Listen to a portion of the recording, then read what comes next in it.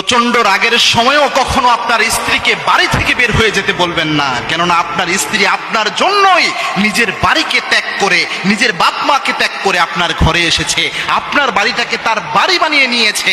আপনি যখন রাগের বশে তাকে বাড়ি থেকে বের করে দিতে চান, বাড়ি থেকে বের হয়ে যেতে বলেন, সে একাকী নিঃস্ব হয়ে যায়, সে এমন একটা অবস্থায় হয়ে যায় এই পৃথিবীতে তার আর কেউ নাই। সুতরাং যতই রাগ করেন মিনিমাম এই কথাটা বলবেন না যে তুমি বাড়ি থেকে বের হয়ে যাও।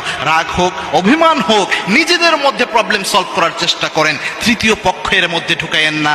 অনেক ক্ষেত্রে স্বামী স্ত্রীর ঝগড়া নষ্ট করে, আরো বেশি ঝগড়া লাগিয়ে পরিবার সংসার নষ্ট করার জন্য তৃতীয় পক্ষ কাজ করে। সুতরাং আপনারা কখনোই রাগে এবং অভিমানের সময় তৃতীয় পক্ষ ঢুকাবেন না। আর যাই হোক না কেন অল্পের মধ্যে সমাধান করার চেষ্টা করেন, আল্লাহর কাছে মাপ চান, একে অপরকে আবার ভালোবাসতে শুরু করেন, একসাথে আল্লাহর ইবাদত করেন, তাহলে সরাসরি আপনাদের দুজনকে আল্লাহ রাব্বুল আলামিন জান্নাত দান করে দিবেন।